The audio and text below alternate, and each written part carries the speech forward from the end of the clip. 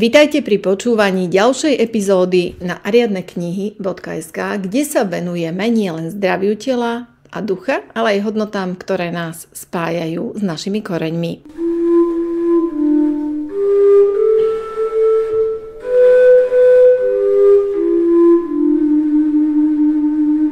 Tentokrát som sa zúčastnila fujarovej školy nie kvôli sebe, ale najmä kvôli synovi, pretože hrá na dýchové nástroje a teda chcela som, aby mal predstavu, čo znamená hrať na pôvodné ručne vyrábané drevené nástroje, aké je to tú hudbu dýchať, ktorá je spätá s prírodou, pokojom a našou kultúrou. A dnes mám veľkú česť privítať výnimočného hostia, fujaristu, výrobcu fujár, fujariek a šesťdierkových píšťaľ s viac ako 40-ročnou praxou. Je to človek, ktorý sa podieľal aj na posledných tónoch slovenskej hymny a celý svoj život zasvetil tradícii a remeslu. A hoci na prvý pohľad fujara pôsobí ako dlhá, tichá spoločnosť na stene v dedinskej izbe, v rukách nášho hostia sa mení na nástroj, ktorý by pokojne mohol napríklad hrať aj pri meditácii alebo susedom na dvore, keď chcú konečne trochu ticha. Či už ste fanúšik folklóru, dýchových nástrojov alebo len hľadáte niečo, čo vám rozochveje bránicu aj dušu, dnes si prídete na svoje. Poďme teda na to. Rozhovor s pánom, ktorý s fujarou nielen žije, ale s ňou aj dýcha. Vítajte, pán inžinier Alexander Králik. Ďakujem pekne.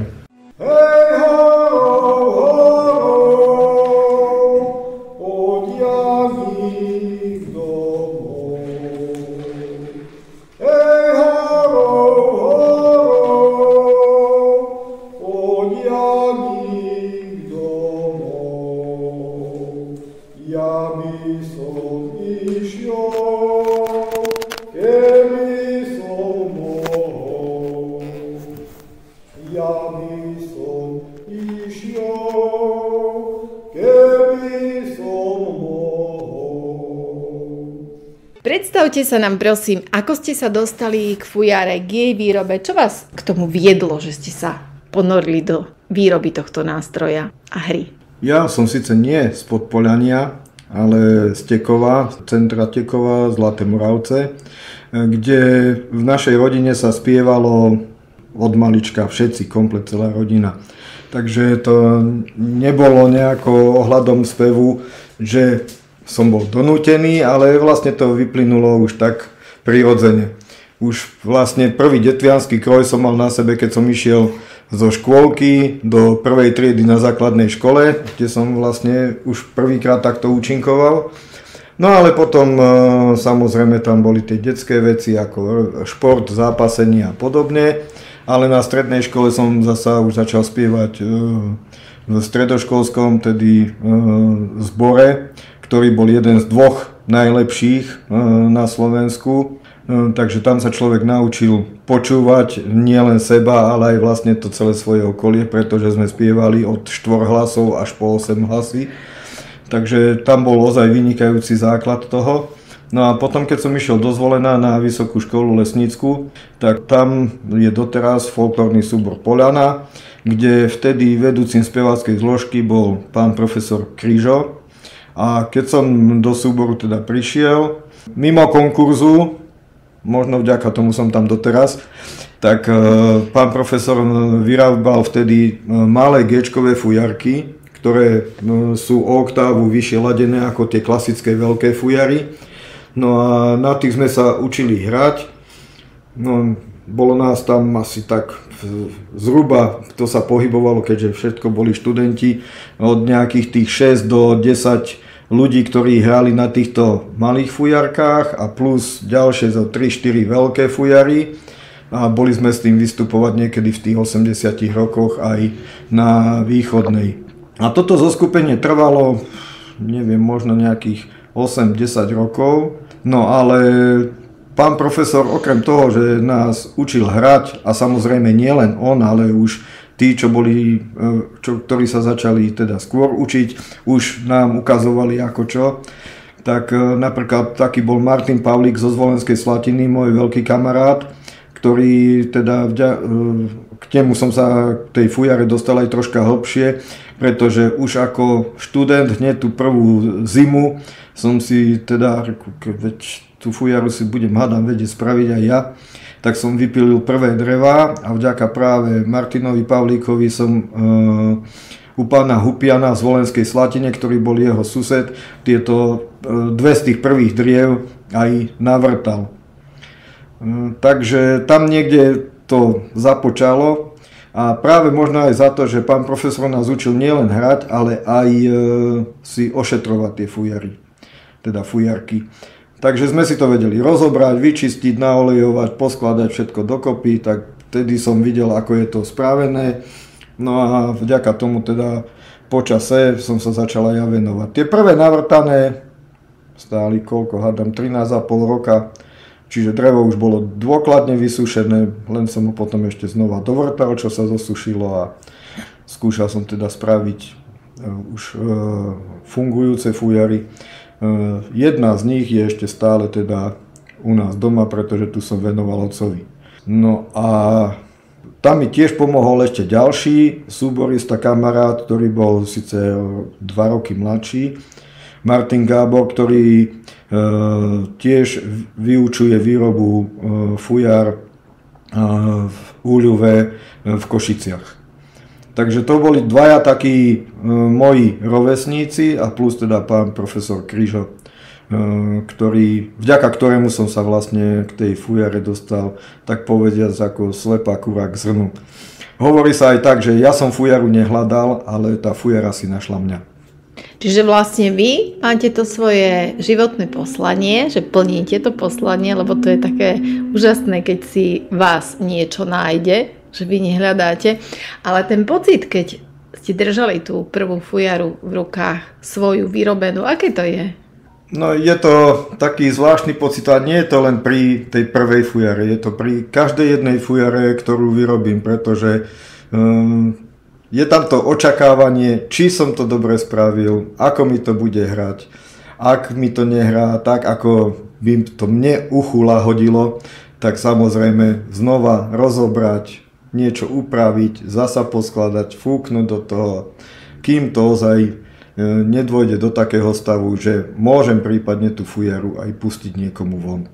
Vy predávate tie fujary? Ja sa zúčastňujem v poslednej dobe už len jedného jarmoku, a to je jarmok v Detve počas slávností folklórnych. Samozrejme je to spojené aj s tým, že medzi tým aj účinkujem v programoch, ako by to malo byť aj tohto roku.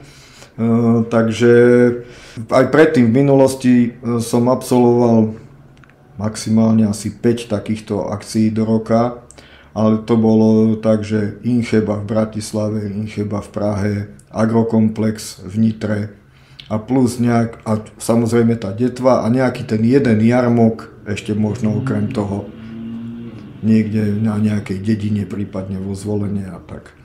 Ale vôbec nevyhľadávam nejako extrémne, že by som ja chodil každý týždeň niekde na jarmok. Možno keby som toho mal robiť veľa, tak by ma to už nebavilo tak, keď to mám ako konička. Že vlastne ste už na tom tak, že vás vyhľadávajú skôr. Áno, je to práve tak, že už tí ľudia si hľadajú mňa, pretože už mám svoje meno za tie roky. Lebo tej hre sa venujem, no už ako ste spomenuli hneď v úvode, vyše 40 rokov a tej výrobe 25 rokov. A samozrejme ten materiál na výrobu, ten som si už hneď tiež tých 40 rokov zbieral a zbieram ho doteraz a možno, že ešte aj práve z tých prvých driev, ktoré som odpílil, ešte aj z toho sú stále odložené nejaké kusy. Samozrejme je možné kedykoľvek ich použiť, pretože sú odložené na padláši a tam je sucho tak akurát v lete, že to vyschne hneď. Samozrejme aj to, že nemôže sa to hneď prvý rok, ako sa to vypíli, keď sa vypiluje v zime, treba najprv pozatierať konce, aby nám to schlo rovnomernejšie, nie veľkým tým vlhkostným spádom na koncoch, kde by to potom pukalo to drevo, ale treba to drevo takto ošetriť na tom konci, že sa zatrie farbou a potom to minimálne rok suším ešte v humne, ale na úrovni zeme zhruba a až potom po roku to ide hore na padlaž, kde už tie teploty sú podstatne vyššie. Že aby to nepopraskalo, hej, to drevo. Áno, aby to neschlo veľmi rýchlo, ale pekne pomaly. Práve za to, že mám dosť toho materiálu za tie roky, čo som si nazbieral, tak nemusím sa hnať, že brať ozaj každé drevo a rýchlo ho sušiť alebo tak. Ono možno práve to vyplýva, že ja som povolaním lesník, takže človek sa dosť hýbe nie po tom meste, ale naozaj po tej prírode a tak vidím už, ja si vyhľadávam už od jednej zimy do druhej to drevo, kde vidím, že aha, tam kvitne baza, tam treba ísť pozrieť potom. A koľko rokov to schne? Koľko rokov to musí schnúť? Hovorí sa, že na veľkú fujaru by malo drevo schnúť minimálne 3 roky. Takto prirodzene. Ale ja nerobím z mladšieho dreva ako nejakých 7 rokov, 10 rokov. No tam mám istotu, že mi to púkať nebude. Aj púkať, aj ten zvuk je asi iný však. Neviem, lebo neskúšal som robiť z takých surových. Rovno vždy si zoberiem taký materiál, ktorý viem, že je suchý. Mám to ozaj kvopky porobené na tom padláši, že ja viem, ktoré je drevo, aké staré. No a napríklad ten zvuk tej fujery je taký zvláštny, že iný taký nástroj, myslím, že na svete ani nie je, ako fujara, ona je vraj zapísaná v UNESCO. Akurát tohto roku je nástroj. 20. výročie zápisu fujary do Svetového kultúrneho dedičstva. A jeden podobný nástroj sa nachádza, ale to majú juhoamerickí indiáni, volá sa to mocheňo. Je to niečo na podobnom princípe, ale nie je toto isté. A niečo som teraz videl nedávno zasa aj v Ázii, že tiež takýto nástroj podobný, a samozrejme z bambusu. Ale nie je to fujara. Patrali ste niekedy aj po histórii toho nástroja, že kedy vznikol, ako vie sa to? Ono, tých verzií je viacej. Hovorí sa, že vlastne to vyplynulo už z čias tých stredovekých vojen, keď chodili tamburáši takzvaní, ktorí mali ten malý bubienok, na ktorý bubnovali, a mali v druhej ruke píšťalku, ktorá mala iba 3 dierky, tak ako má aj fujara. Aby to bola jednoručka vlastne, aby to vedeli ovládať tou jednou rukou a druhou rukou bubnovať. A to bola vlastne, keď si to tak zoberieme, ako keby malá fujarka, tá trojdierková píšťala. No a plus potom samozrejme sa hovorí aj o valašskej kolonizácii, ako to išlo Karpatami vlastne, ale ten základu, že kto vyrobil, hádam, tú prvú fujaru, alebo tak, neviem, možno, že by ste sa mohli spýtať niekoho iného, napríklad pána Kočíka, ktorý sa tomuto dosť veľa venoval, alebo aj momentálne z tých mladších, tak to je Ferokostur, ktorý chodil aj do múzeí, aj v Budapešti, aj v Bratislave a tak ďalej, ktorí sa venujú práve týmto archaickým nástrojom. Ja som počula takú zaujímavú verziu, že to bolo proti vlkom, lebo vlci majú taký podobný svoj ten zvuk, ktorý vydávajú. A to vlčie zavíjanie, že oni si vlastne tým zavíjaním ohraničovali priestor, a keď tam prišiel trebárs bača, tak on ich zrušil vlastne tým nástrojom to, aby oni tam vôbec boli, aby im nekradol ovce. Môže byť, že tie frekvencie nejako kolidovali medzi sebou a tým pádom akože to malo na tých vlkov taký negatívny, odstrašujúci vplyv, ale neviem, tomuto som sa ja nevenoval. Pretože ja zas, áno, venujem sa tej výrobe, venujem sa plus aj učeniu tých mladých, tak ako som to ja dostal do vienka, tak aj v súčasnosti, aj predvčerom sme mali skúšku s novými adeptami takými v rámci súboru, ktorí chcú hrať na fujaru. No a samozrejme, čo robíme aj tie školy hry pre verejnosť. Takže ako ja sa venujem tomuto, ale popri tom zbieram aj ľudové piesne, ešte s pánom profesorom Krížom aj s Ankou Šatanovou sme vydali ešte v 90. rokoch spevník lesníckych a poľovníckych ľudových piesní. Potom som robil spevník ľudových piesní zo Zvolenskej Slatiny. V počítači som ich mal asi 350 a znotovaných, otextovaných a 200 išlo do tej zbierky. Takže plus mám nachystané aj zasa z rodnej dediny mojich rodičov, to sú Hostie za Topolčiankami, taká koncová obec, takže tiež už tam mám pripravený tento materiál, že možno to dáme aj do tlače.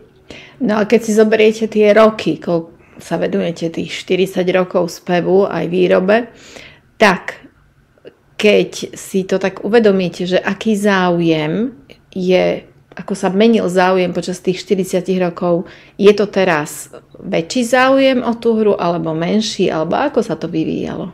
Ono je to také, nedá sa to porovnávať, lebo tá doba je úplne iná.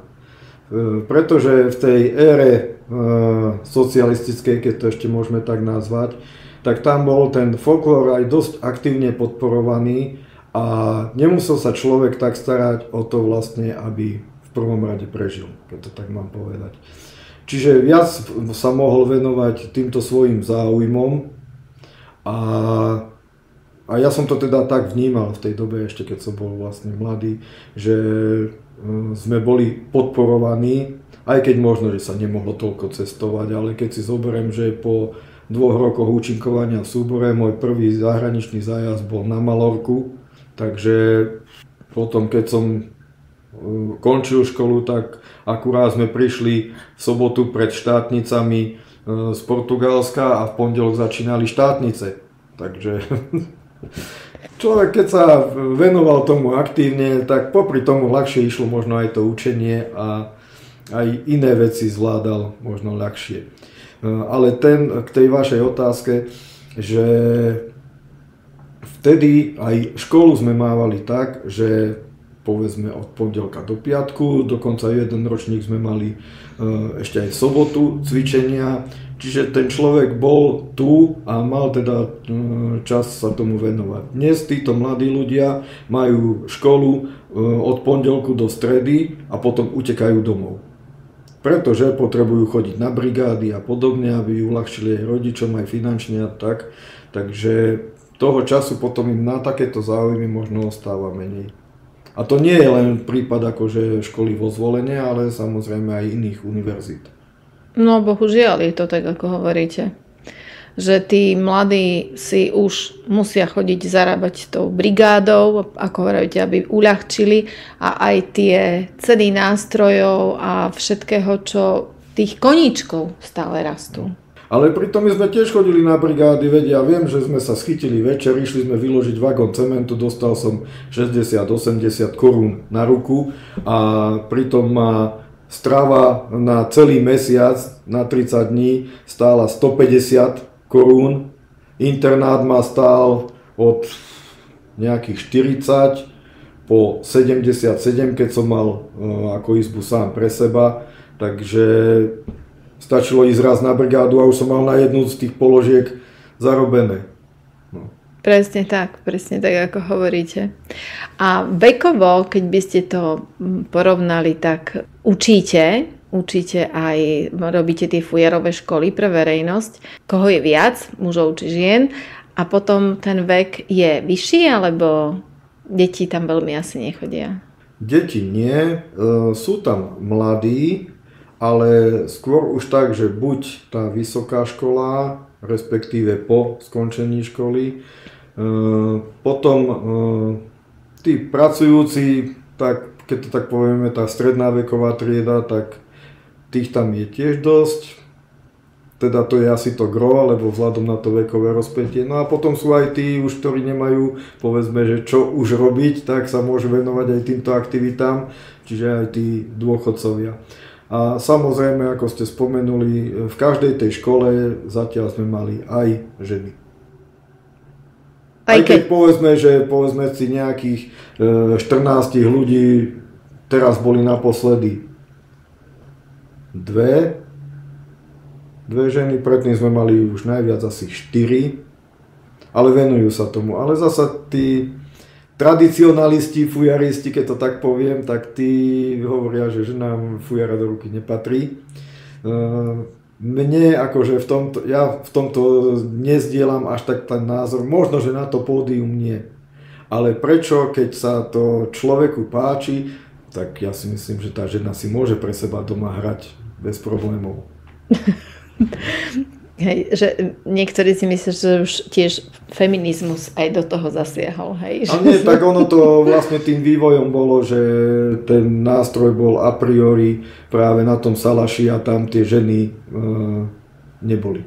Áno, ženy sa venovali iným veciam.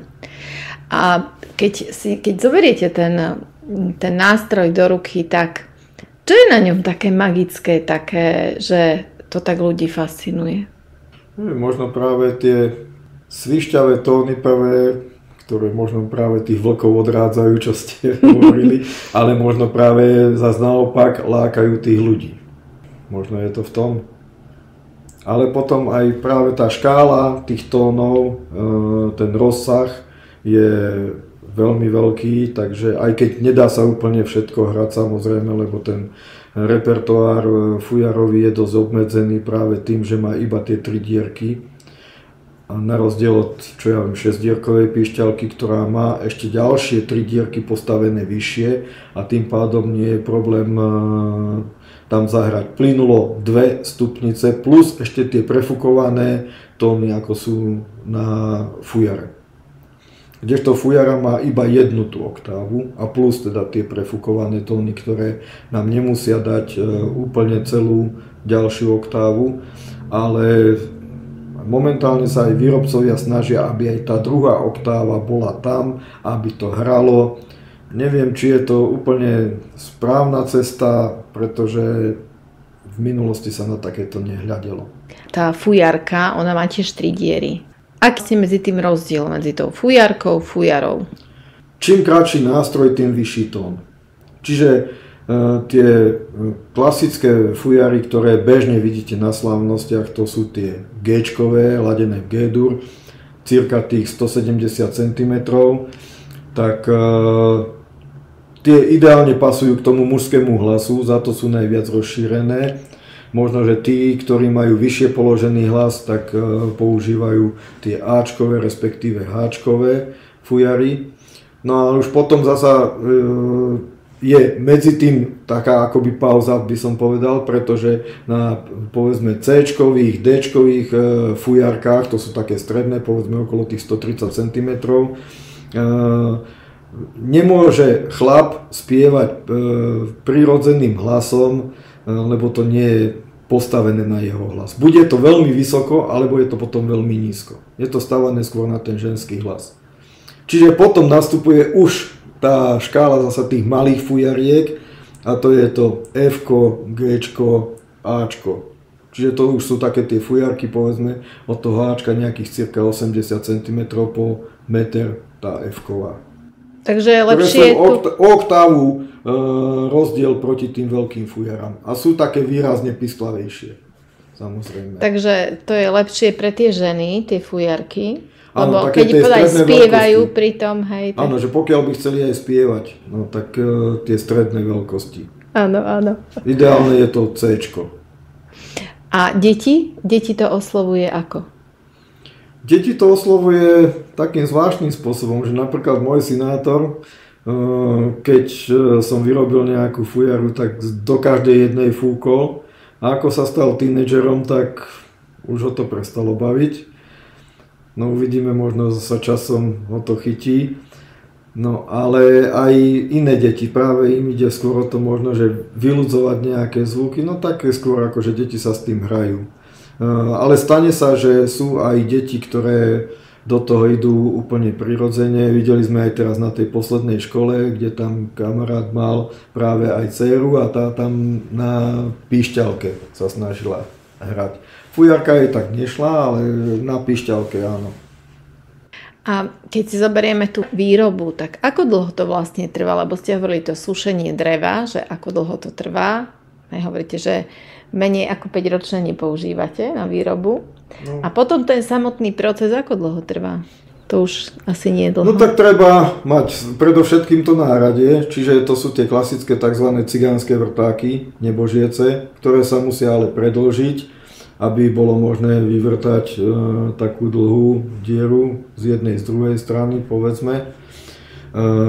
Ale s tým, že tiež sa to nerobí naraz jedným vrtákom, ale najprv menšími priemermi, čiže povedzme nejakou 16 a postupne väčšie 20, 24, 28, 30. To hovorí sa, že tá 30 priemer vnútorný 30 mm je ideálny, teda na ten hlas tej fujary, pretože keď je ten vývrt menší, povedzme je 28 alebo 26 dokonca, tak sú také dobre počuteľné, ale pisklavé. A skôr tie spodné tóny nie sú také mohutné.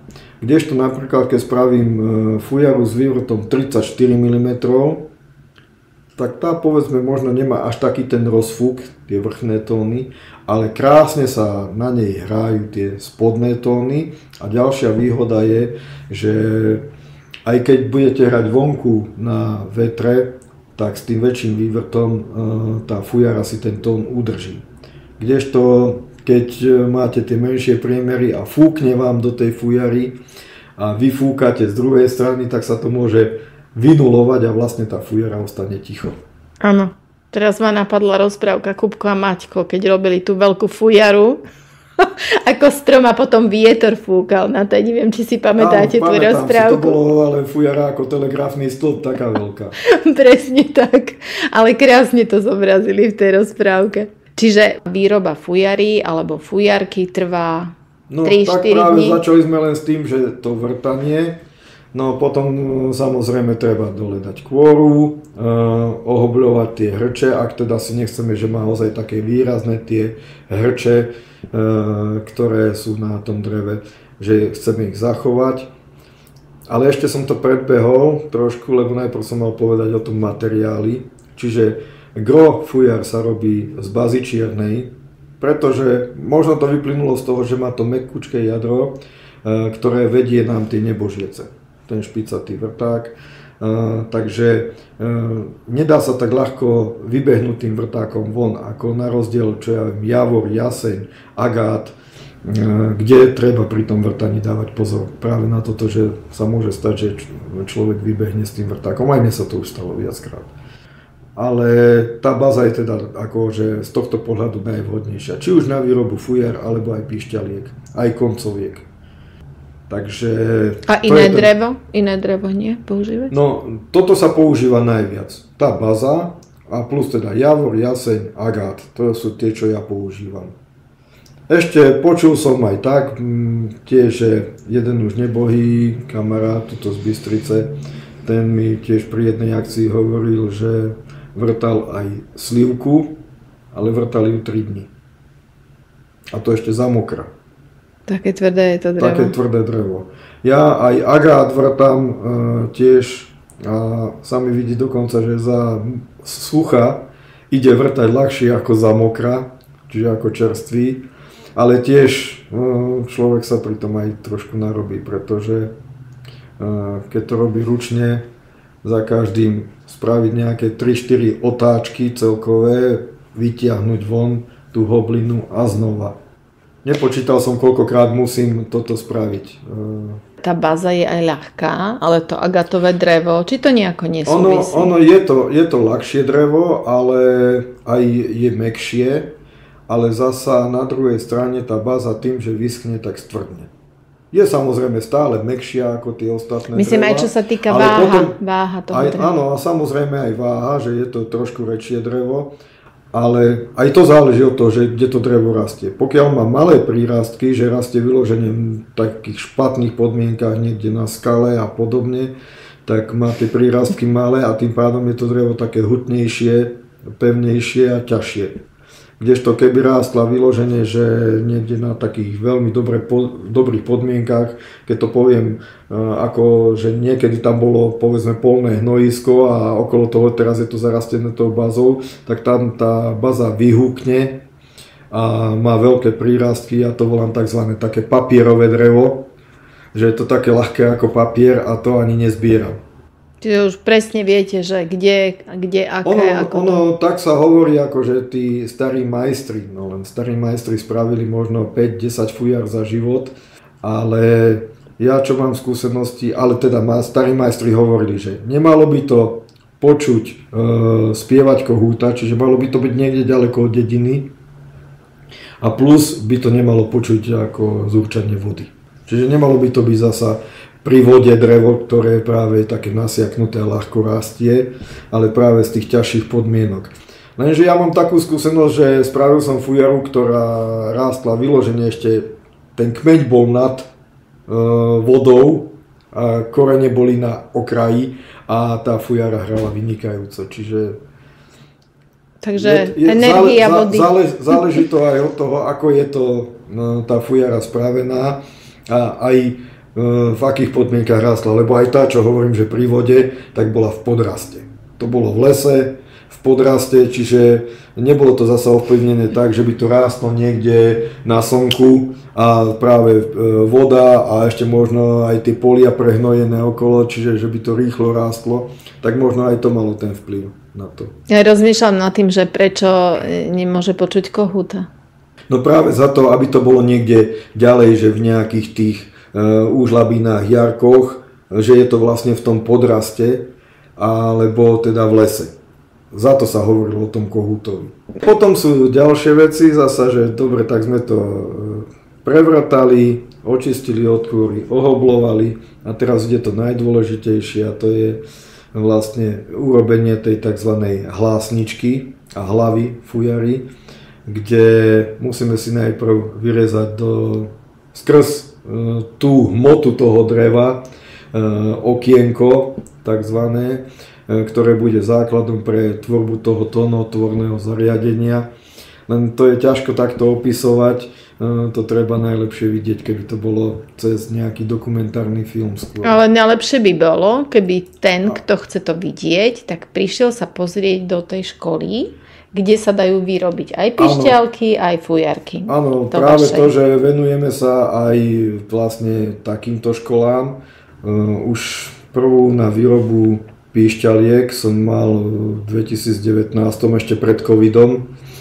No a tiež už sme robili tých škôl viacero, aj minulý rok a tento rok budeme mať práve teraz v máji prvý víkend, no vlastne to nie je prvý. To je 8. až 11. mája. 8. až 11. na 4 dní je výroba malých fujariek a potom o 2 týždne na to je výroba 6-dierkových pišťaliek. To je 23. až 25. mája, myslím. Alebo 24, 20. Tak nejako to je.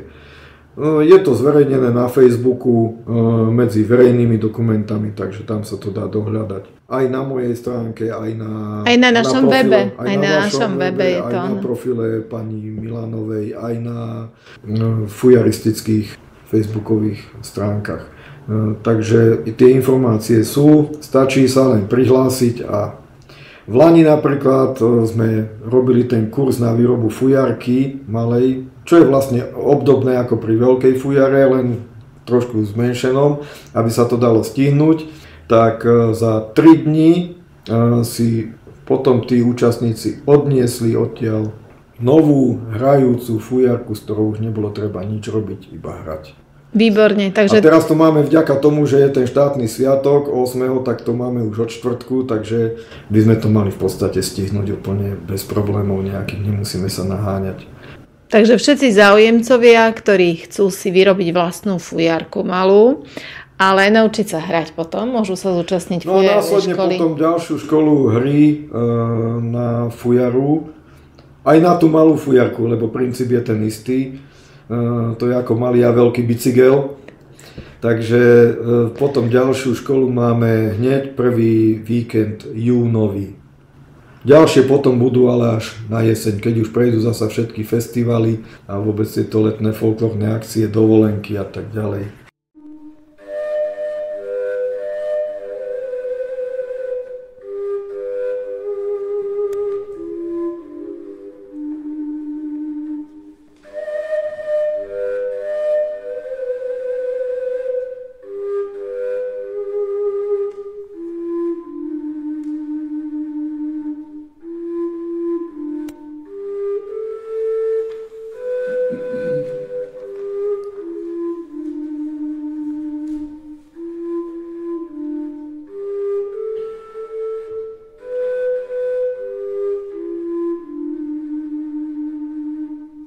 No ale zas, tak sme odbočili od tej výroby, zasa áno, poďme k tomu ďalej. Okienko spraviť, potom tam dať vlastne klátik, ktorý je z vysušeného lieskového dreva a vlastne na tom klátiku, keď len zrežeme z okraja do rovnej plochy, tak vlastne tam si vytvoríme štrbinu, ktorou nám prúdi ten vzduch potom na hranu, ktorú práve zo spodnej strany toho okienka vytvoríme tým, že vyberáme postupne na šikmo tú hmotu toho telesa tej fujary a vlastne tam vytvoríme ako keby takú špicatú hranu, na ktorej vlastne vzniká tón fúkaním na tú hranu.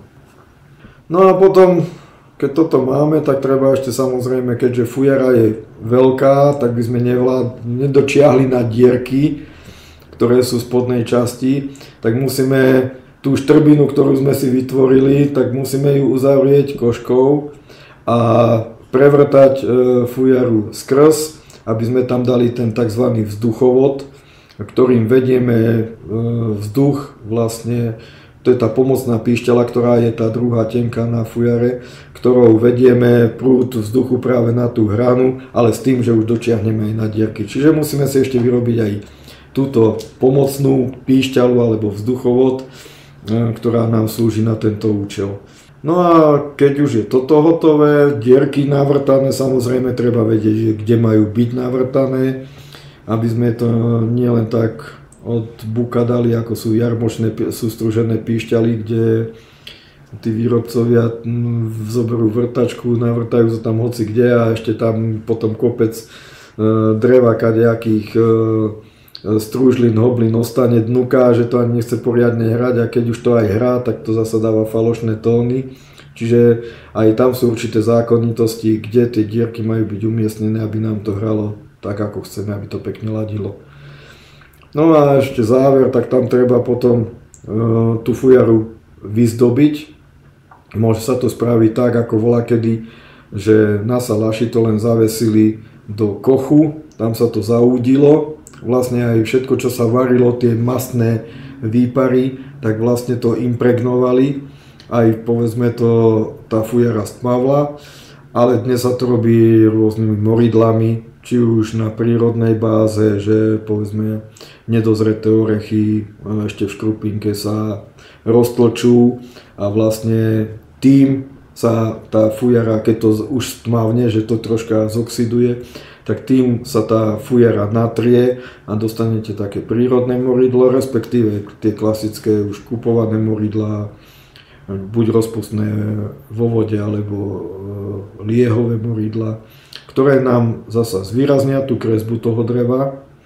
Pokiaľ teda sme mali aj na tej báze nejakých viac tých hrčí, respektíve už ten javor, ten nie je až tak veľmi kreslý, ale jaseň napríklad je nádherný, alebo aj ten agát. Pekne sa zvýrazní kresba tými moridlami.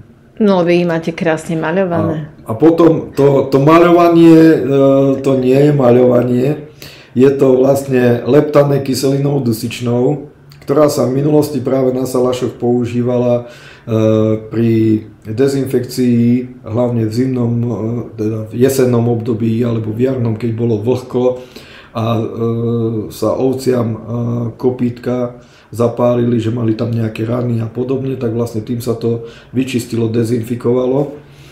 A asi pritom prišli na to, že veď keď to farbí aj tie paznechty a podobne na tých kopýtkach, alebo aj im prsty pri používaní toho, tak asi to bude dobre aj na tom dreve, tak to vyskúšali a začali teda zdobiť aj fujary týmto leptaným ornamentom. S tým, že najprv si treba ten ornament na tú fujaru nakresliť, potom ho vyrezať, pretože vlastne tým rezom ohraničíme si, aby nám tá kyselina po vláknach nerozpíjala ďalej, ale vlastne tým rezom prerušíme to vlákno a vlastne tá kyselina nám ostane len v rámci toho, čo chceme, aby nakreslené po vašom.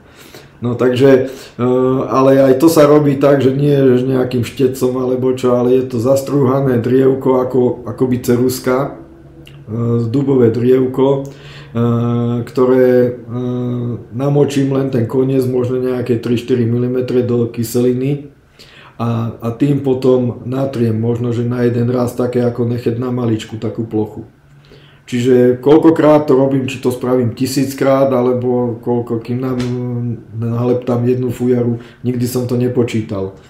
Ale tak výsledok ľudia poznajú, že ako to potom vyzerá. No je to nádherné veľmi, ale to fakt si myslel, že je to akože nejako maľované. Vyzerá to tak úplne inak ako nejaké hudobné nástroje iné, teda čo som aspoň videla. No to je to, že je to ľudové. Áno. Čiže človek sa snažil tie ornamenty, ktoré sú povedzme výšivky na krojoch, na kožuškoch a podobne, tuto na Podpolani sa bežne tie isté ornamenty používali, lebo aj na tých kožuškoch vyplývali povedzme z toho tulipánu a nejakých takýchto kvetov, štilizovaných samozrejme, takže to, čo bolo v tých ľudových výšivkách, tak to sa preklopilo aj do tohto, respektíve ja napríklad viac používam možno také srdcové vzory, že s tou témou srdca takého rozvinutého.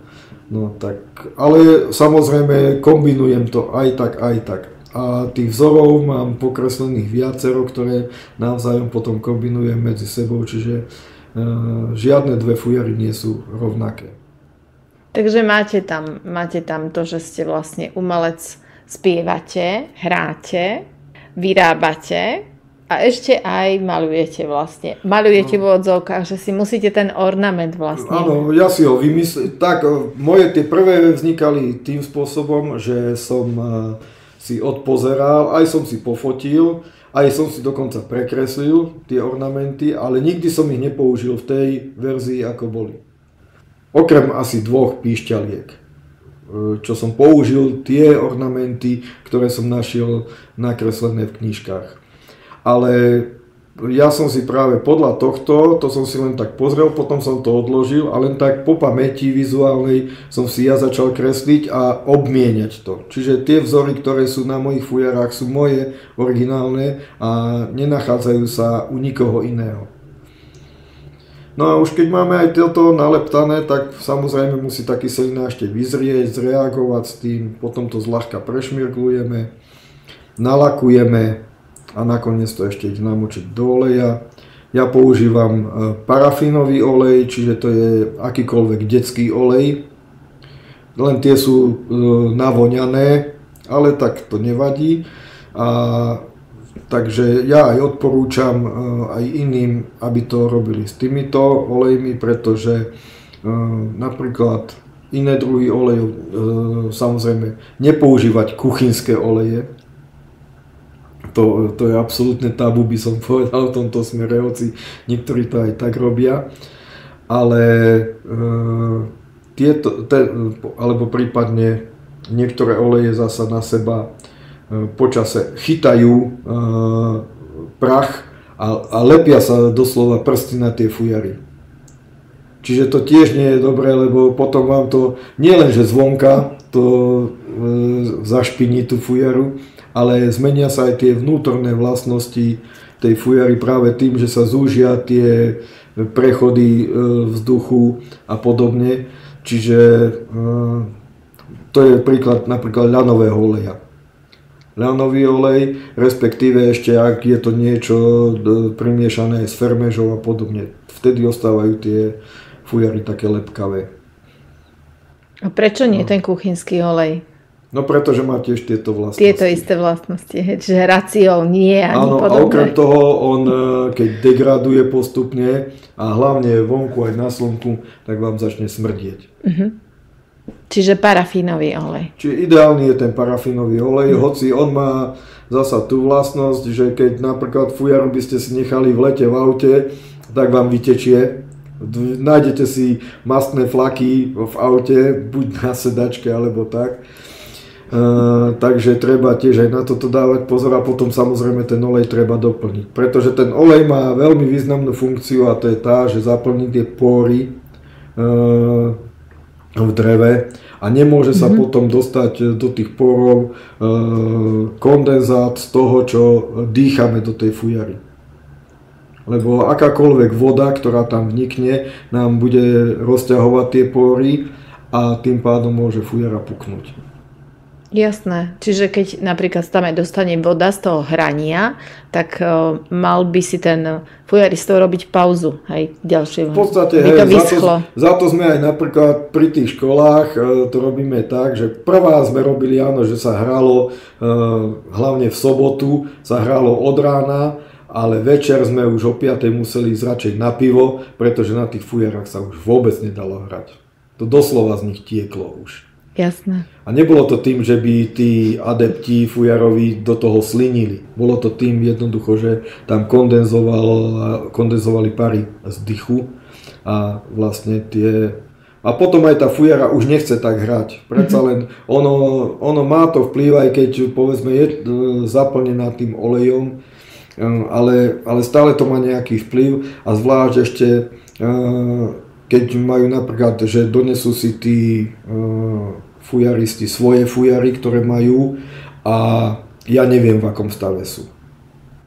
Lebo ja viem, že moje naolejované fujary sú také, že ja to dám na noc do rúry, ktorá je plná oleja, potom to na deň zasa len otočím a zase je to tam do večera, čiže 12 hodín sa tá fujara komplet močí v tom oleji.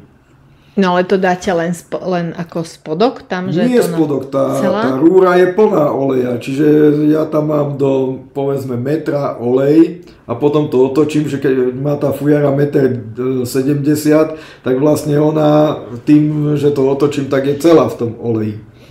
A nemám potom problém, že by mi to nasiaklo tú vlhkosť. Ale tie fujary, ktoré si niektorí aj donesú, povedzme nie sú až tak naolejované a tým pádom môžu viacej pracovať pri tom, ako sa do nich dýcha. Takže to koľko oleja do toho ide? No ja to kupujem rovno 5 alebo 10 litrovú bandasku. Samozrejme to neminím na pár fujar. Jasné. To na jednu fujaru možno, že sa pri tom prvom olejovaní aj s tým vzduchovodom minie 2 deci. Ano. Neviem, nemám to odskúšané. Že to vytečie a potom to znova použijete. Ale to, čo stečie, tak to používam znova. No a každá vlastne tá fujara má svoj jedinečný zvuk. Hej, čo všetko ovplyvňuje kvalitu, to sme si vlastne teraz povedali, čiže... Je toto drevo, nepovedali sme, že práve tá baza má, by som povedal, tak tú farbu toho zvuku, toho tónu je taká akoby zamatovejšia, taká, nepovedal by som pridusenejšia, ale je to taká farba možno ani nie, že temnejšia, ale je to také zamatovejšie, nie je to také ostré. Na rozdiel od tých tvrdších drevín, napríklad ten jaseň alebo ten agát, kde tie tóny sú ozaj také výrazné, také mocné. Je to práve tou tvrdosťou toho dreva. Potom zasa samozrejme tú farbu toho tónu ovplyvňuje aj ten vývrd, ako som už spomínal, že tón je ten istý, ale zdá sa nám, že pri tom tenšom vývrte je taký pisklavejší, kdežto pri tom veľkom vývrte je taký mocnejší, taký mohutnejší. Taký dunivejší by som povedal, hlavne v tých spodných tónoch. A ešte? To sú tie vlastne dve veci. Hej? No aké staré je to drevo? To sú hlavne staré toho dreva už nie, len ide o to, aby bolo ozaj že vysušené. Vysušené. A ešte aké je naolejované. No alebo áno, ešte tak sa robí, že vlastne ono, keď povedzme nám nehrá úplne dobre, tak niekedy pomôže tesne pred tým vystúpením do nej troška oleja dať. Len treba zasa vedieť koľko, aby to zase nebol opačný efekt.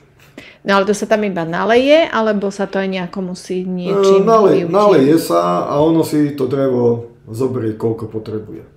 Čiže to netreba leštiť nejako. Zvyšok treba len pustiť po stene teda vnútornej, že potáča to a nech to stečie do nejakého kelímku, ak to máte v byte, aby vám to zase nezakydalo koberec alebo podobne. No a potom treba to už len ani nie že handrou, ale zobrať najlepšie tie papierové utierky alebo WC papier a vlastne týmto utrieť a aj opakovane, že zase zoberiem si čistý a tak, aby sme potom aj na dotyk tú fujaru nemali stále mastnú, lebo sa aj šmíka potom pri hre. A teraz ma napadla taká otázka, že vy to robíte ručne. Poznáte veľa majstrov, ktorí to robia ručne. Je to vôbec možné robiť aj nejako strojovo, tieto fujary? No, robia to aj strojovo, hlavne tie skladacie fujary, čo sú. Nebudem menovať momentálne, aby som zase neuškodil tým ľuďom, ale robia to z fošní, keď to tak poviem. Čiže javorové, jaseňové drevo alebo čerešňu, akékoľvek drevo si zoberiete, tak vlastne sa napilia fošne, tie nejakých 7 cm, to sa nechá vysúšiť, potom sa z toho napilia hranoly, ktoré sa hodia do sústruhu, tam sa vyvrtajú v tom sústruhu strojovo a takisto sa potom aj zvonka opracujú, že vlastne z toho štvorcového profilu dostaneme gulatý profil, no a už máme vlastne trúbku. No a taká trúbka to je ešte folklórny ľudový nástroj? No takto ešte, aby som zasa len nehonestoval, tie fujary, aspoň dvoch takýchto špičkových výrobcov, čo sú, čo robia toto, tak hrajú vynikajúco. Akože čo sa týka zvuku, sa nedá tomu nič vytknúť. Skôr ide možno o ten princíp. Že to nie je to tradičné ľudové, ako ste pred chvíľou začali. Ale ako nástroje sú vynikajúce. Neviem, ako niektorí iní, možno, že ktorí sa snažia toto robiť, ako im to hrá, tak k tomu sa nevyjadrujem, ale tých dvoch, ktorí robia toto, drevené, tak tie nástroje sú špičkové. Možno mám výhradu práve v tom, že ja napríklad robím tie jaseňové fujary z mladých stromov, ktoré majú ten priemer povedzme nejakých 7 cm. Čiže každý jeden konárik, ktorý je len ešte náznak toho konáriku, kde je púčik, tak vlastne to, keď pekne zhoblujem, tak mi to vytvorí taký srdcový motív. Na rozdiel od týchto fujar, ktoré sú robené z tých hranolov, z tých fošní, kde ja to stále prirovnávam, že napríklad tá jaseňová fujara vyzerá ako tágo na gulečník. Pretože ten fláder, tá kresba toho dreva je presne taká istá. No a ešte oni tie fujary sú také trošku ako keby zakrivené, či to nie všetky? Tá baza ako prirodzene rastie, tak je zakrivená. Mňa keď sa pýtali, že či to ja náročky tak ohýbam, reku nie, ale takto mi to dobre pasuje ku bruchu. Lebo mne to tiež tak príde, že je to také ako keby to ergonomické, hej, vlastne. Nie, ale napríklad mal som jedného Angličana, ktorý vyložene si želal, aby tie fujary boli rovné. Tak potom som mu spravil jednu javorovú a jednu jaseňovú, pretože to drevo bolo pekne rovné. Ale dá sa nájsť aj baza, ktorá je takto krásne rovná, ale to sú hlavne v takých podmienkach, kde to rastie ozaj vyložene v tých tiesnených miestach, nejakých takých roklinách a podobne, že sa to pozdĺž skaly niekde ťahá a podobne, takto a za svetlom do hora rovno, tak vtedy narastú aj pekne rovné.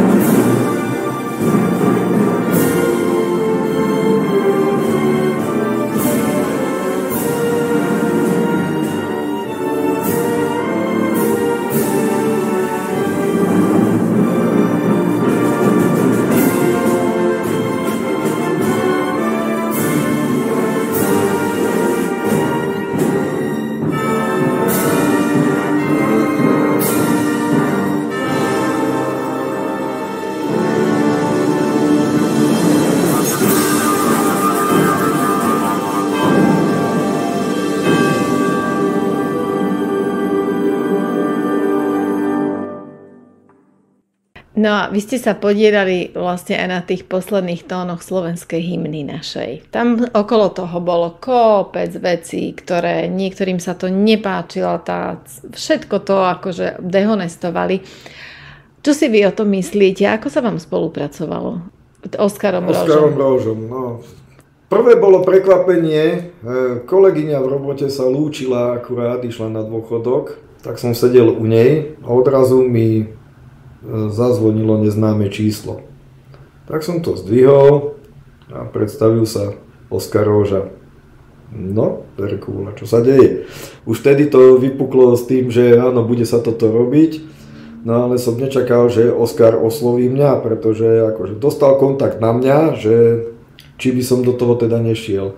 Ale samozrejme aj s tým, že oslovím aj ďalších fujaristov, no a keďže ja vlastne tých fujaristov svojich mám okruh, ktorých som ja teda aj učil, tak nakoniec sme to nahrávali tak, že 5 sme boli buď terajší, alebo už bývali členovia súboru Poľana, kde vlastne ja som už, to som nepovedal, že 35 rokov, či koľko som ja, vedúci speváckej skupiny, kde mám tých spevákov a zároveň aj inštrumentalistov, čiže aj na fujarách, na píšťalkách, na ústnych harmonikách, drumbla a tieto nástroje ľudové, teda ich učím tiež hrať.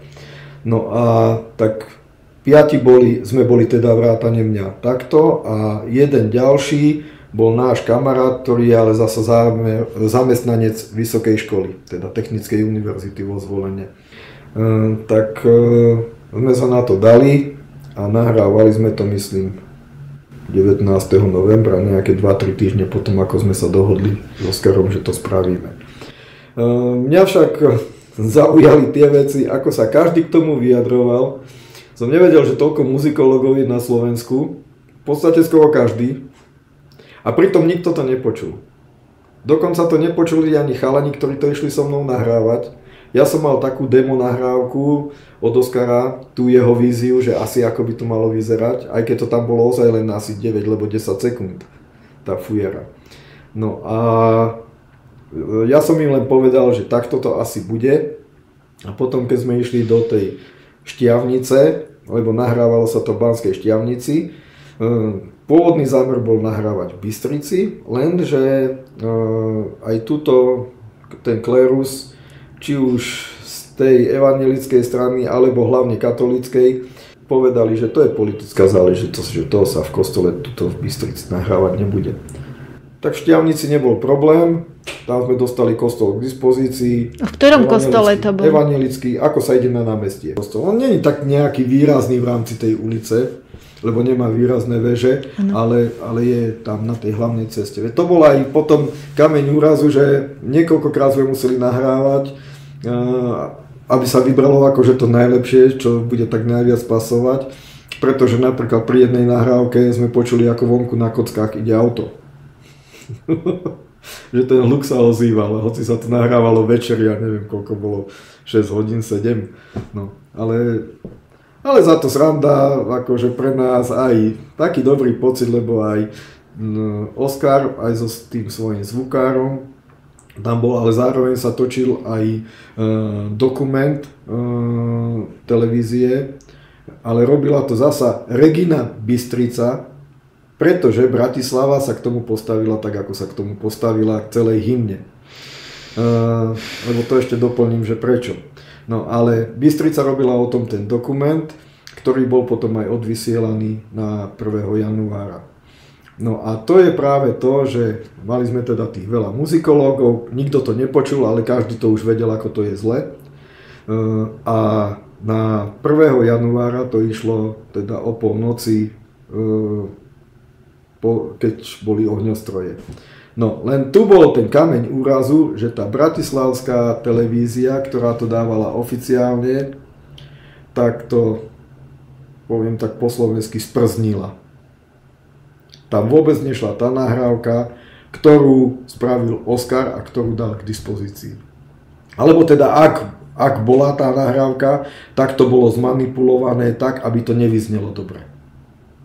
A nie len čo sa týka fujary, ale všeobecne aj tie spevy do toho a podobne. Čo bolo aj kritizované potom, že hlavne v tej druhej slohe, ten mix tých hlasov, aj tých detských, lebo tam sa podielal na tom aj detský zbor, aj dospelácky, aj mužský, aj ženský, takže tých zborov tam bolo viacero. To potom aj bolo negatívne hodnotené, áno, že toto spravila teda televízia, aj ministerka to konštatovala, ale zároveň ešte my sme boli potom už z tých 6 len traja, sme boli ešte aj na 1. januára vo Filharmónii, kde bolo oficiálne predstavenie teda tejto hymny. S tým, že dokonca ani dirigent nevedel, že my tam budeme. Lebo to bolo s pánom Machalom a s ministerkou na poslednú chvíľu potom dohodnuté. No a ale aj tak, tam sa už potom televízia postavila k tomu profesionálne. My sme mali mikrofóny, fujaristi, takže to, čo boli potom ohlasy na to, no samozrejme Markíza, no fujaristi sa tam išli rozpúčiť, aj tak ich nebolo počuť, čo je pravda, pretože ten orchester Filharmónie bol veľký a nás ozaj, my sme tam zanikli. Ale to, čo išlo von, ten koncert, ktorý bol priamo, teda nebol priamo úplne, bolo to s hodinovým posunom, púšťaný v televízii, tak tam to bolo už ozvučené vynikajúco. A dobre sa spolupracovalo s Oskarom Rožom. Ja si myslím, že to je chlap na mieste. A to, že mu nadávajú tam do nejakých grobianov a neviem čo, no po tých hejtoch, čo na neho spustili, by som sa ja zachoval ešte oveľa asi horšie. To asi aj ja. Ja by som tam vynadal doslova každému takému hejterovi, pretože keď tomu nerozumie, tak aspoň nech do toho nekecia. Ja si myslím, že aj to, čo robí ministerka kultúry, je veľmi prínosné. Žiaľ, je príliš veľa hejterov, ako hovoríte, a veľa tých deštrukčných živlov ešte stále tam, kde nemá byť. Ja to takto vnímam. No, ak sa môžem vyjadriť aj k tej politike našej, ja keby som toto robil v robote, ako robia opoziční poslanci, ktorí majú hlasovať za zákony, alebo snažiť sa vylepšiť návrh, či je z tej strany spektra politického, alebo z tej, snažiť sa to vylepšiť, nie, oni a priori všetko negujú. Keby som ja povedal, že tak toto je zlé v robote, čo mi dajú robiť, toto ja robiť nebudem a to si zoberte a nehajte to tak ma vyhodia. A za tie platy, čo oni tam majú, by mali robiť voľaký výkon a nie toto, čo predvádzajú. Ale to je môj názor. No ja si to tiež tak myslím, že tá vízia Slovenska, pokiaľ by tu nejaká bola, ja si myslím, že každá jedna vláda, ktorá by prišla, tak by mala sledovať tú líniu, ktorá bola stanovená. Nie každá jedna vláda, ktorá príde, likviduje to predchádzajúce, čiže vlastne krok dopredu a 2 dozadu. No veď už práve pri tej hymne sa to ukazuje, že áno, keď bude ďalšia vláda, ak by zišla z terajšej opozície, tak už sú tam náznaky toho, že tá hymna buď sa vráti k tomu pôvodnému, alebo sa nahrá úplne iná. Áno, áno. Kdežto napríklad, čo dirigoval v takom červenom fraku v českej televízii, to bolo alebo na YouTube, či kde to, nahrávku tej slovenskej hymny, čo on robil. A všetci to tam chválili, aké je to perfektné. No tak to bola jedna obrovská fraška. Pretože najprv to bolo rozvláčne veľmi a potom to zase išlo do tanečného rytmu. No tak nech sa na mňa nehnevajú. Pozrime sa nakoniec, teda prebrali sme aj teda tú politiku, aj našu slovenskú hymnu. A ako vidíte záujem mladých v tejto oblasti, čo sa týka hry na fujaru a na tieto dýchové ľudové nástroje? Ten záujem nie, ale tiež je to taká vyhranená komunita, by som povedal, že to sú skôr takí, ako voľakedy boli v tých rokoch 70., 80., bolo hnutie hippies. Týmto smerom orientovaní mladí ľudia, teda ako na ten prírodný spôsob života by som to nazval, ako napríklad takú komunitu máme najbližšie tuto okolo Zaježovej, ale samozrejme aj inde po Slovensku sú, tak možno práve tí, ktorí sa snažia utiecť z toho mestského prostredia na ten vidiek a žiť tým takým tradičným spôsobom života, že zabezpečí si aj tú obživu, aj vôbec iné veci, ktoré potrebujú k životu na tej dedine, tak skôr to vidím u nich, že sa snažia teda vrácať sa vlastne k tým koreňom, aj čo sa týka nielen toho materiálneho statku, ale aj toho duchovného, že aj to sa snažia v sebe nejako zveľadiť a vnikať do toho, čo bola kedy bolo úplne prirodzené. Takže viac to vidím u týchto. Ale samozrejme sú aj nadšenci aj z toho mestského prostredia. Veď ja sám napríklad aj tie fujary vyrábam v paneláku. No. To, že na humne, na Kováčovej mám to drevo, to je jedna vec, ale vlastné výrobky robím v paneláku. To je vynikajúce. A čo by ste odporúčili niekomu, kto by chcel začať hrať na fujaru? No, takto vám poviem, že na tých stretnutiach, teda aj čo som spomínal, že pár jarmokov do roka, alebo aj v tej detve, tak tiež mi hovorili, no ja by som si to aj kúpil, keby som na tom vedel hrať. Ale ako som už spomínal, aj ten bicykel, keď nemáš bicykel, nemôžeš sa na ňom naučiť chodiť. Alebo auto. A to isté aj s fujarou. Keď tú fujaru nemáš, tak sa nemáš ako naučiť. Že vraj je to 50% úspechu. No veď áno, lenže jedna vec je tú fujaru mať a potom druhá vec je zasa, že podľa internetu, čo viem, ľudia mi hovoria, že je veľmi, veľmi ťažko. Vždycky tam treba niekoho, kto vám to ukáže. Nehovorím, že to musí byť nejaký učiteľ, inštruktor, ale aspoň niekto, kto už na tom volačo vie hrať. Čiže ozaj tak, ako ste povedali, na to sú tieto fujarové školy a už som si všimol, že ich robím nielen ja, ale už viacerí sa začali aj tomuto venovať. Možno práve po vzore toho, čo aj my na Facebooku dávame potom nejaké výstupy z toho, takže to tak ako keby odkúkali, ale zasa možno, že to robili aj predtým, len som ja o tom nevedel, takže nechcem ich nejako tiež v tomto smere dehonestovať. Ja si myslím, že tá komunita, o ktorej ste rozprávali, že sa chcú vrátiť ku koreňom a chcú si pestovať vlastné potraviny, tak sa rozširuje tá komunita takých mladých ľudí. Oni sú potom vzorom aj pre svoje deti. Takže to nie je na zahodenie, keď aj viacej takýchto škôl, ktoré to robia, výučbu hry na fujare, ale aj výučbu vytvoriť si a vyrobiť si ten vlastný nástroj, či tú 6-dierkovú pišťalku alebo malú fujarku, ako sme spomínali. Takže taký odkaz pre ľudí na konci nášho rozhovoru, čo by ste...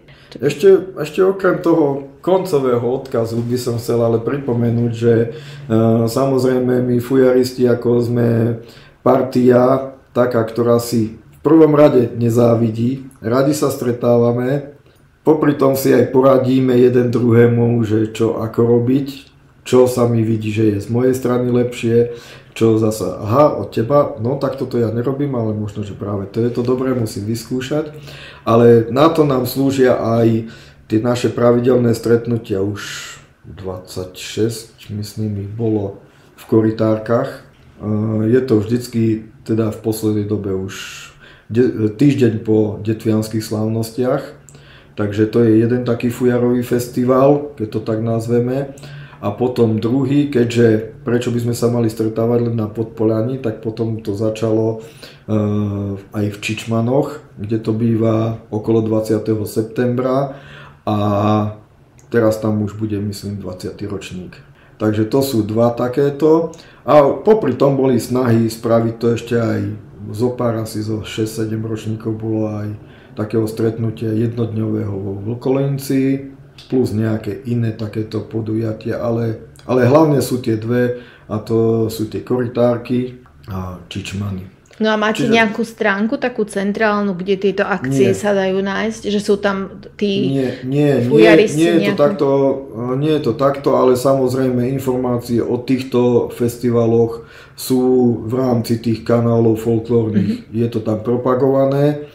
Čiže ľudia tam môžu prísť a viem, že napríklad naposledy som robil takúto, nenazvem to, že fujarovú školu v korytárkach aj v Lani, aj tohto roku mi povedali, že by som hádam mohol robiť.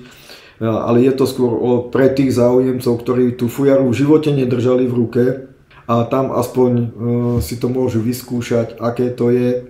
A práve aj po tej poslednej tiež som mal chalana z Moravy, ktorý prišiel na školu potom jesennú do Kováčovej. Aj teraz tam bol z Moravy jeden. Teraz tam bol jeden Moravák, ale predtým sme mali zasa dvojicu Moravákov, mladých, ktorí, neviem, možno, že sa už budú aj brať. Ale to zase boli, oni hrajú v orchestri, takže tam hrajú na flautu a tak, takže tým to išlo vynikajúco, bez problémov. A tiež práve to, že na tých školách, keď už o tom hovoríme, sa snažíme prispôsobiť aj tým, ktorí sú vyložene absolútni začiatočníci, možno, že im to troška ide ťažšie, ale zvyčajne aspoň je tu ten základný rozfúk a tú jednu pesničku sa naučia, tí šikovnejší aj 4 pesničky. Ale máme takých, ktorí chodia už opakovane, jeden už bol 3-krát po sebe na takomto kurze a pre týchto takých, keď to nazvem akože pokročili už, tak pre tých zasa máme v rámci toho nachystaný iný program, ktorým sa venujem samostatne a samostatne potom oddelenie zasa aj týmto. No musím potvrdiť, že máte úžasný prístup k tým ľuďom, ktorí ktorí začínajú hrať. Niektorí mi vyčítajú, že je toho strašne veľa, ale na to ste sem prišli, aby ste sa voľačo naučili.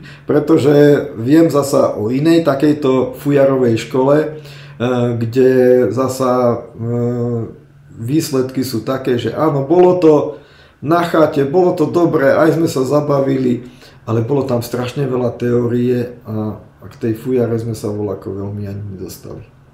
Čiže tá prax je najdôležitejšia. Áno, potom si hrať doma. Tá prax a samozrejme, veď aj my sme sa pobavili aj medzi sebou, pretože to nie je také, že sa treba hlásiť ako pani učiteľke, že potrebujem ísť na prestávku alebo tak. Samozrejme, videli ste sama, aká tam bola atmosféra, že úplne nenútená a taká príjemná rodinná atmosféra, by som povedala. A pritom to boli ľudia, ktorí sa ozaj že v živote nevideli. Áno, veľa sme sa rozprávali aj o iných veciach teda. No a aký je ten odkaz na konci od vás? Na konci ten odkaz, no možno práve tak, že na každého to niekedy príde. Že ja som sa k tomu dostal ako 19-ročný, čiže som mal veľké šťastie, ale mal som kamaráta, ktorý chcel napríklad sa učiť hrať na fujaru, teda najprv si u mňa kúpil. Potom o 3 mesiace prišiel, že či by som ho nenaučil, tak dobre, dohodli sme sa, že áno, ale je to vždycky pred nácvikom súborovým. Takže tam sme sa venovali fujare, potom on ostal na ten nácvik, a zároveň ostal 4 roky účinkovať v súbore a to už bol vyše 50 ročný. No, takže za to hovorím, že každého to raz dobehne. Kto teda o to má záujem, samozrejme. Áno. A začať sa dá v každom veku a nie len teda s tou hrou, ale aj s výrobou, pretože veľa z týchto pánov, keď to tak nazvem, ale aj dámy, sa vrátia potom aj s tým, že áno, tak skúsim si aj vyrobiť, nie len hrať.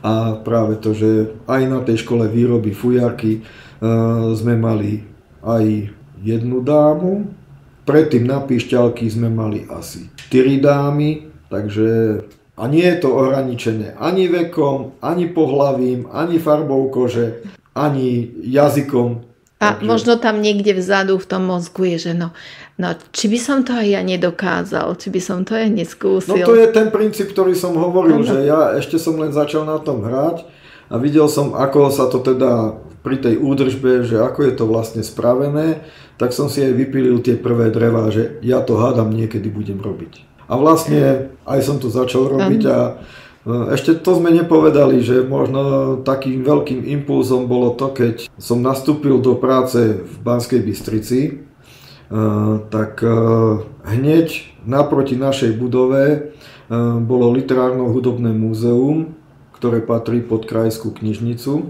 a tam robil pán Šipka, ktorý, keď som prišiel za ním kvôli iným veciam, kvôli knižkám, práve takýmto zameraným na ľudovú kultúru, tak mi povedal, že ale teraz ide byť práve súťaž výrobcov fujar v Detve, takže či nechcem dať. No tak som dal, vlastne to bol posledný týždeň, dal som tam 2 fujary, akože do toho hodnotenia, no a jedna z nich získala ten titul Instrumentum Excellence, čiže to bol môj taký prvý úspech. No a potom v zápäti na slávnostiach v Detve prišiel pán Kovačovič za mnou, ktorý sa ma pýtal, že či by som nemohol tú fujaru darovať do múzea.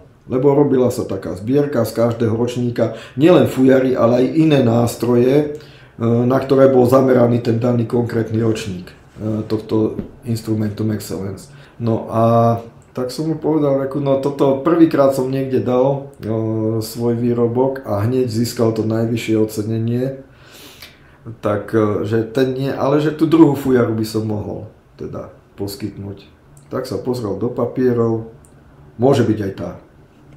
No a vlastne tá fujara je teraz na tej stálej výstave, ktorá je v rámci Detvianskeho múzea, kde sú práve, kde je zbierka týchto nástrojov zo súťaže Instrumentum Excellence.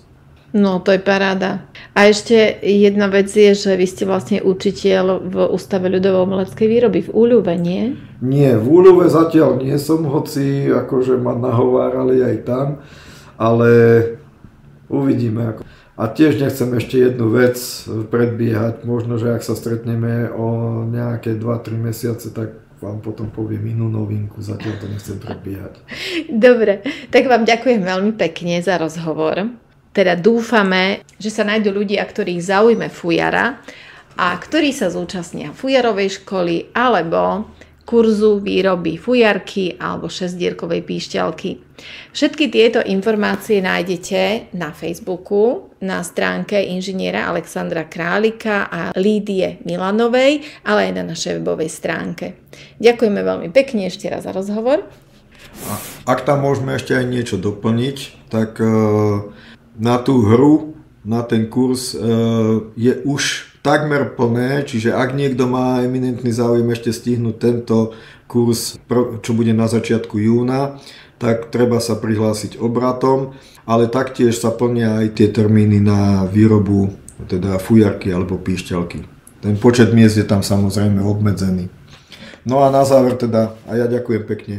Sa pri tej fujare stretneme zase niekedy. Áno, a ja sa veľmi teším aj na všetkých účastníkov, ktorí tam prídu, lebo by som aj ja teda chcela prísť aj s mojím synom. Takže všetko dobré prajem aj všetkým poslucháčom a pekné sviatky. A ja prajem.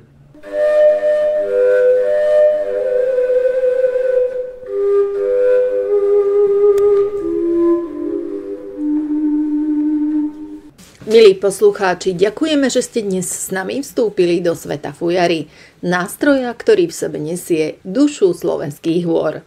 Ak vás táto téma zaujala, pozývame vás navštíviť náš web ariadneknihy.sk, kde nájdete viac o fujarovej škole, kurzoch výroby malej fujarky aj šesťdierkovej píšťalky majstra inžiniera Alexandra Králika, ktoré sa konajú v krásnom prostredí Kováčovej. Pridajte sa aj do klubu Ariadne, kde môžete počúvať ďalšie audioknihy, získavať inšpirácie a zúčastňovať sa jedinečných programov pre telo aj dušu.